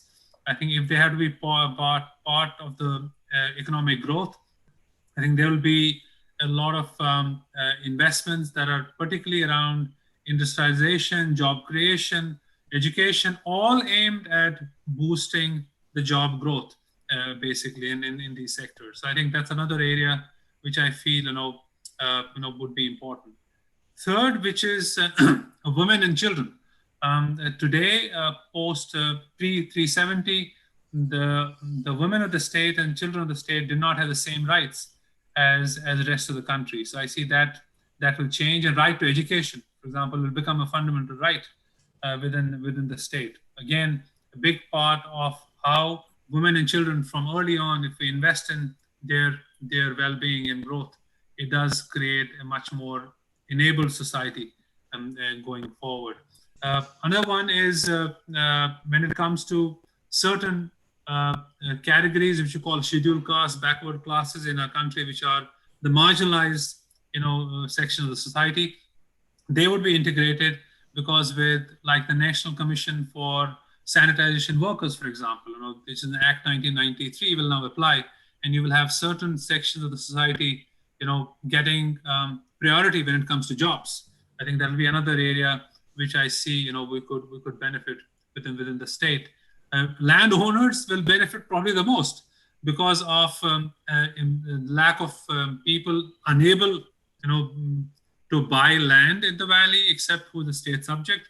I think I would expect when the situation gets normalized a bit from a security point of view, the real estate business is going to boom quite a bit within the valley.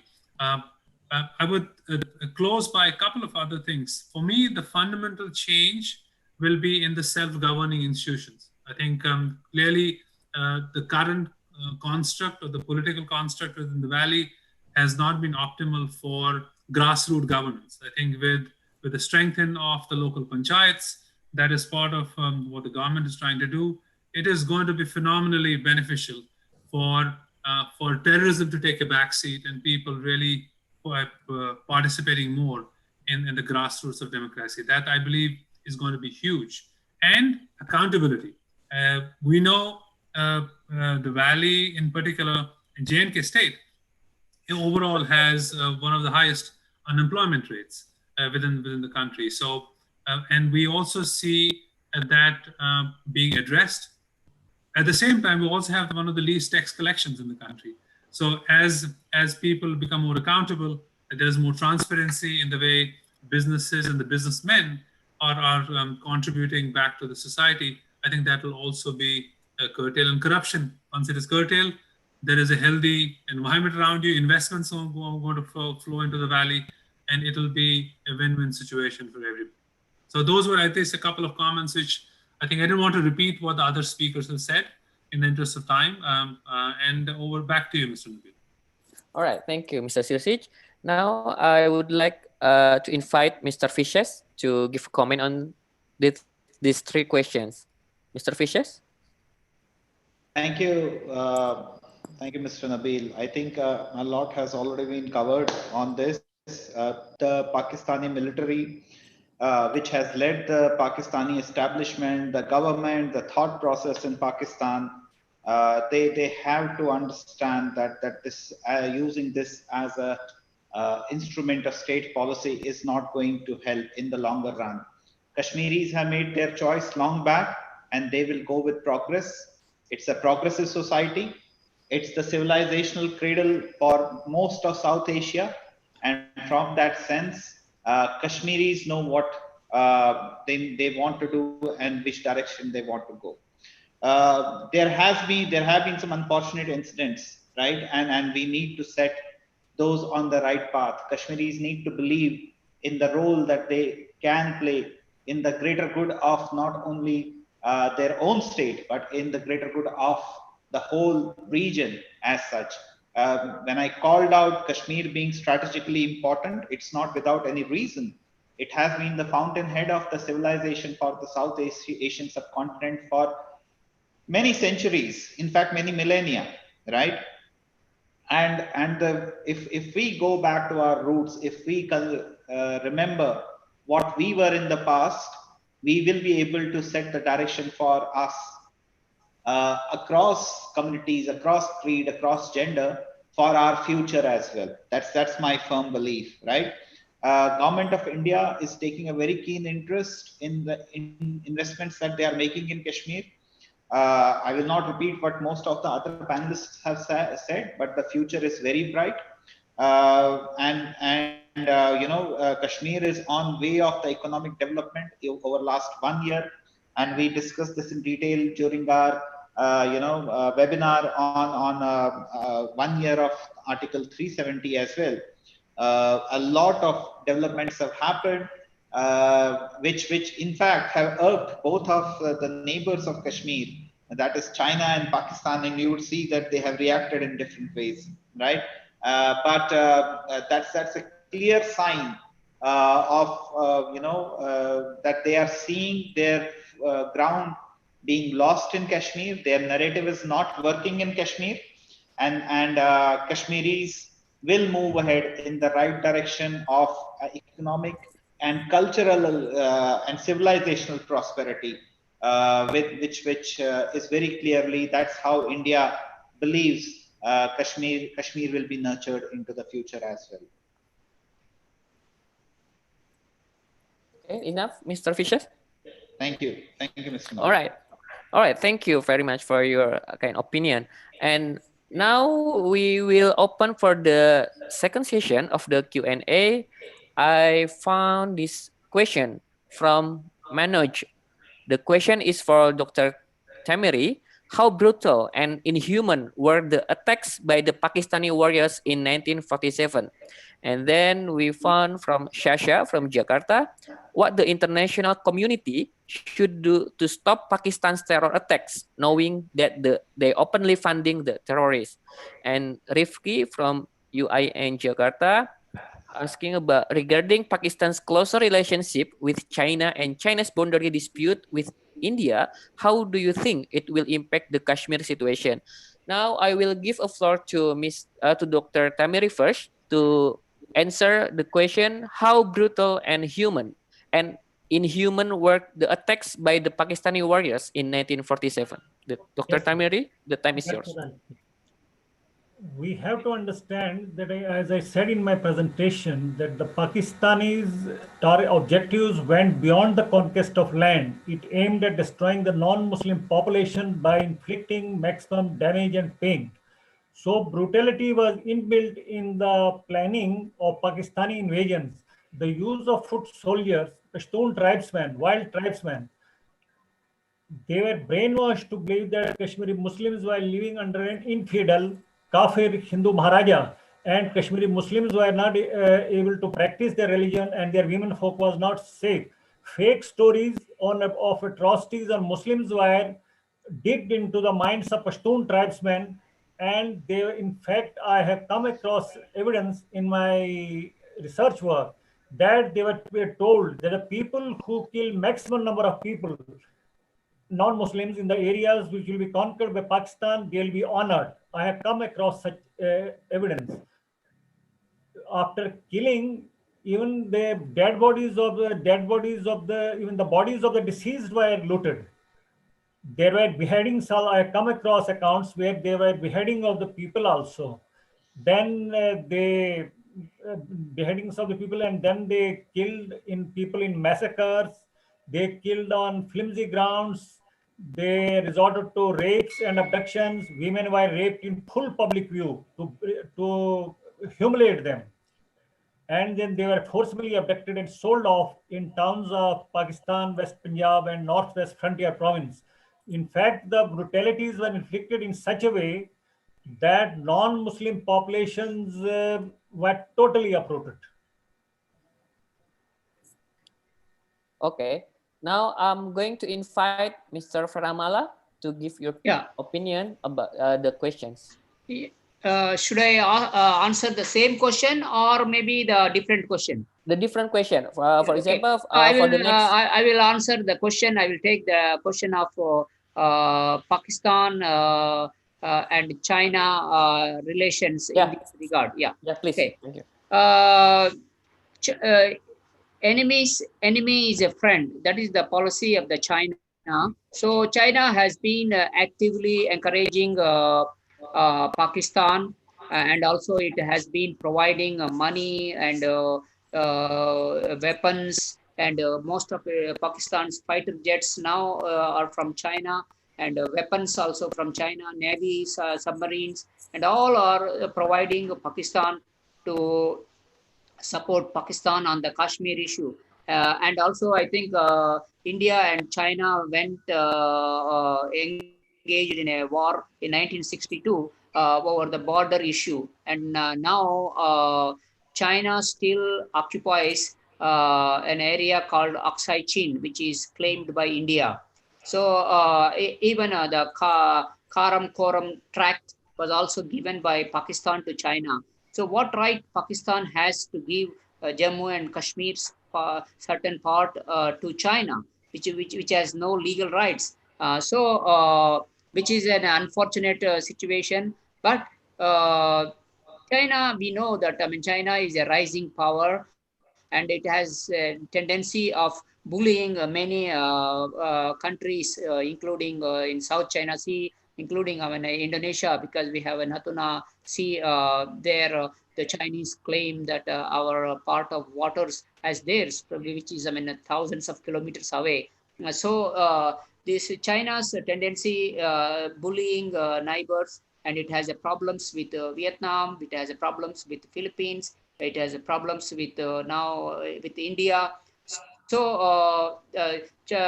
This is a very dangerous one. But from the Pakistan side, they're not economically or militarily independent, because Pakistan has been surviving on assistance first in the beginning, from the US, and then they shifted during this Afghan issue.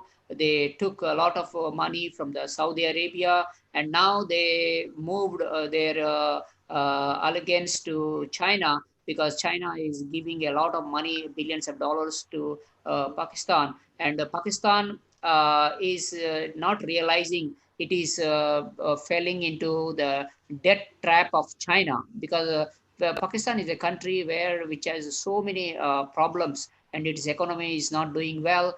But it is borrowing billions of dollars. I think almost more than $60 billion it already borrowed from China.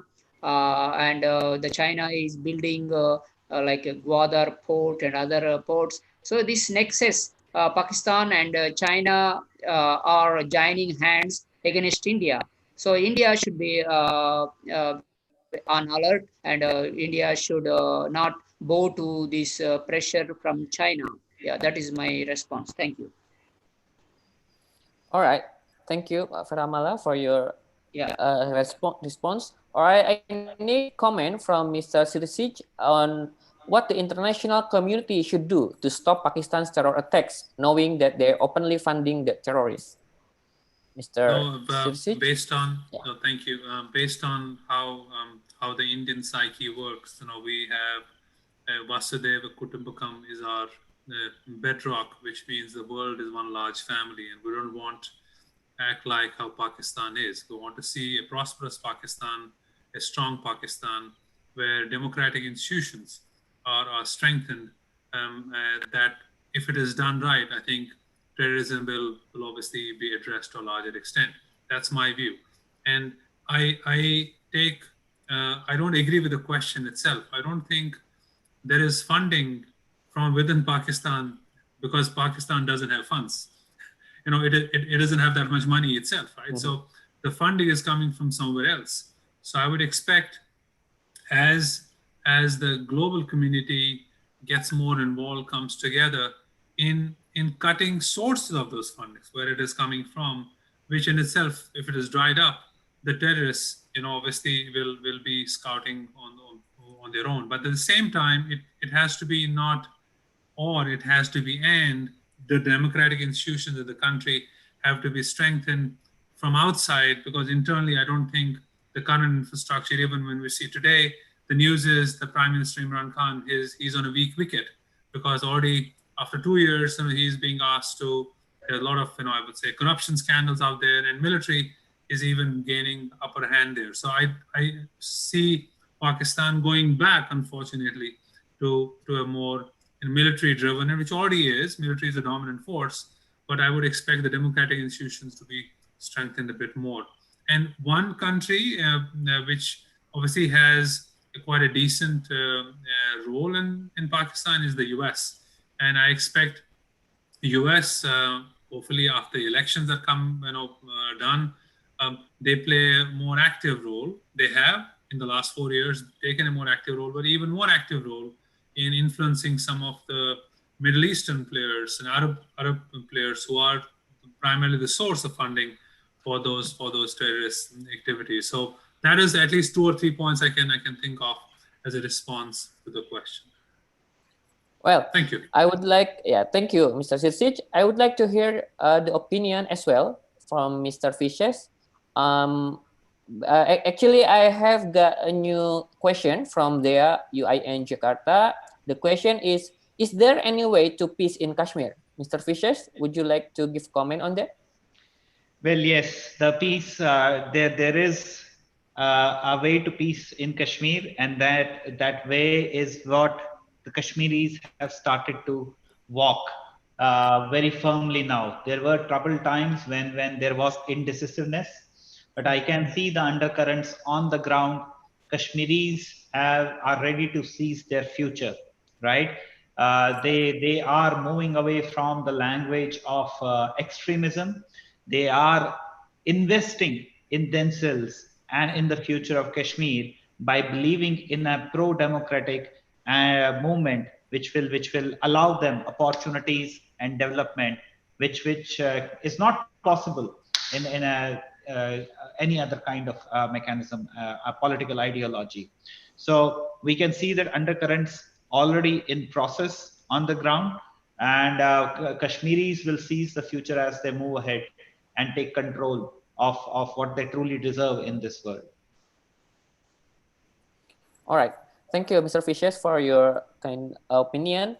Would you like another speaker to respond on, is there any way to peace in Kashmir? Who will be answer? Who will respond this question? Mr. Okay, I will answer. Yeah. Okay, please. Yeah. Is there any way to peace in Kashmir? There are two things, two options. One is, of course, it is in the hands of the Pakistan to stop its activities in Jammu and Kashmir and negotiate a peace deal with India. That is one. That is one option. But that I don't see that will happen in the near future, because recently the Pakistan very provocatively published a new map showing that entire Jammu and Kashmir region, as well as Junagadh and some other area in India, belongs to it. So it is a provocative act again. The other one is, I mean, people have already realized that violence will not bring any prosperity. The terrorism has no religion. It only brings destruction. It only brings bad things. And radicalism is also, it is not good. So what the Jammu and Kashmir people need is peace, normalcy, and then only they can able to stand on their own, and then they can develop. So the economic development which Indian government is now planning to bring in, so that is a key to solving this problem. If Jammu and Kashmir is prosperous and Jammu and Kashmir people are prosperous, and the people who are living in occupied Kashmir, they feel what benefits. I mean, because for people who are living in Jammu and Kashmir is a question, how can one think that joining a country like Pakistan, because previously when Pakistan became a country, it had a eastern part of Pakistan that is called Bangladesh now. So they separated from Pakistan. They saw this military rule and its economic policies and its theocratic policies will not bring any prosperity to the country. So they decided to revolt, and then they separated, and they are now doing much better than Pakistan, much better than in economic terms, in trade, in education, and health. So which is far ahead.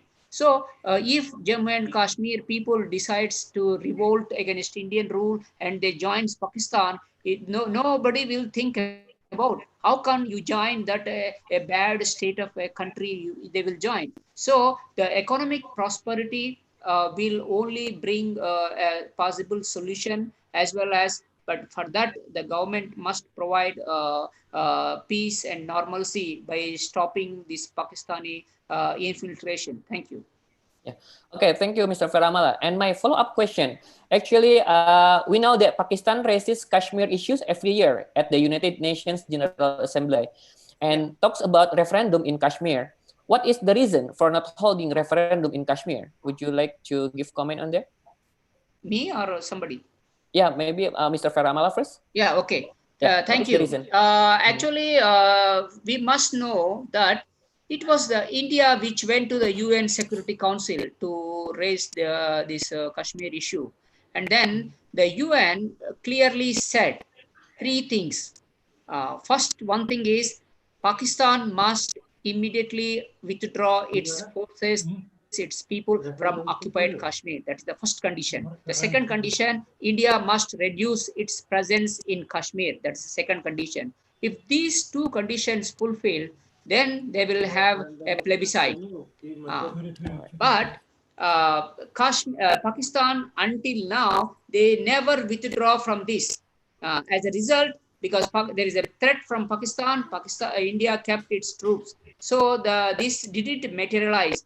But what Pakistan is using in its propaganda is, oh, UN decided to hold a plebiscite, so India is not holding it. India is afraid of holding plebiscite because you have to fulfill the first two conditions, not the third one, jumping to the referendum. If Pakistan withdraws, India automatically will reciprocate, and then there will be a peaceful condition and to hold a plebiscite. But now this, because after 75 years, this is no longer relevant because the situation has changed completely. So there is, I don't see any plebiscite in Jammu and Kashmir. Thank you. Okay, thank you very much. But because of the time, now we have 5 minutes to close the session. Kindly be informed, this session is also recorded in Zoom, and we will make it available in YouTube to reach larger audience. And before we close the session, I would like to ask each panelist to provide a closing statement about this topic today. Maybe I will give the floor to Mr. Sirsij first. Mr. Sirsij, the time is yours to provide a closing statement. I would say clearly the future is bright for Kashmir. We should not forget what started the whole carnage and the next 70, 75 years of atrocities in the valley. The lessons learned should be kept in mind as the current, population of the valley, looks to shape their future. I think the past should be a good lesson for the future, and I'm very positive that the future is bright for my homeland, given all the changes that are happening on the ground. Okay, thank you, Mr. Sirsij. Now I will invite Ms. Dr. Ramesh Tamiri to give a closing statement. Dr. Ramesh, the time is yours. About the future of Kashmir? The closing statement. The closing statement about this webinar today. What will you deliver? Yeah, I feel the future of Kashmir is bright and peace will be restored very soon. We had to be very determined. We had to fight at 3 levels: militarily, neutralize the cross-border terrorism; politically, we had to secularize the society and the polity within Kashmir, because unless you have a secular society in Kashmir, Pakistan will not be able to work its way. Third is economic level. Economic level, the more industrialization and the job creation, and at the same time, it will lead to more mainstreaming. Economically, it should be more integrated with India. Kashmiris will have better economic opportunities of investing in India. The other Indians will come and invest in Kashmir. I feel the measures taken by the Narendra Modi government in 2019 are moving towards that. I feel a great future ahead for Kashmir. All right, thank you, Dr. Ramesh. Now I will invite Mr. Fishes Cole to give a closing statement. Mr. Fishes, the time is Thank you yours. very much, Mr. Nabil. I think it was a very informative session for me also. And I'll personally learned a lot, right? What we need to remember is that the past holds the message for the future, right? And what happened in on those few days, the template which has been set on those few days is something that we need to resist and should not allow to be repeated anywhere else in the world. It will be used by governments which do not believe in providing a respectable life to the humankind. In democracy, they will always use such kind of tools, but we have to push back on those and live a life with dignity, and that can only happen through the learnings which we have from the past. Kashmiris have and learned their lesson, and they are moving forward, right? And it's for the rest of the world to support Kashmiris as well to come out of this carnage which was started on that fateful day on 22nd of October, a black day in the history of Kashmir and the world, and continued for next 75 years. With the current steps of the Indian government, I am sure that peace will return very soon to Kashmir. Okay, thank you, Mr. Fishes, for your closing statement. Now I'm going to invite Mr. Faramala to give a short closing statement before we close the session. Mr. Faramala, the time is yours. Yeah, thank you, Mr. Nabil. I think enough is enough. Kashmiri people suffered 73 years. Every day they cannot live in peace. So now I think Indian government is doing much better so that at least they can live in peace. So then it is the time to grow, prosper. And also another aspect is Kashmir, Jammu and Kashmir is a pluralistic society where Muslims, Hindus, Buddhists, Sikhs, all must live in harmony. So that makes them very strong. So I will see, like as my fellow panelists said, that I will see a bright future for Kashmir. The suffering, I think it should end now. Thank you. All right. Thank you very much for all the panelists. Finally, we come to the end of our discussion. I will not conclude what the speaker said. However, we hope the bright future or the best of Kashmir in the future will be happened. And so once again, we would like to give our appreciation to all panelists for the informative session of today's discussion. Thank you, Mr. Faramala, Dr. Ramesh, Mr. Sirsij, and Mr. Fishes. Thank you for your insightful presentation. And thank you for all the participants joining with us today. I would like to inform you that the link to get the e-certificate has been published on our YouTube live screen. And if you would like to get more information about other CSEAS programs, you can also visit Center for Southeast Asian Studies website at www.cseasindonesia.com and also follow our social media. I hope you are all stay safe and healthy wherever you are. Thank you very much, and I look forward to seeing everyone in the next discussion. See you. Thank you very much. Thank you. Thank you. Bye. Thank you. Thank you. Bye. Thank you. बस cross करिए second leave meeting आ जाएगा you will leave मेरे पता नहीं ये कर दो ना ना बैठ के सेट मारेंगे बस विंडो क्लोज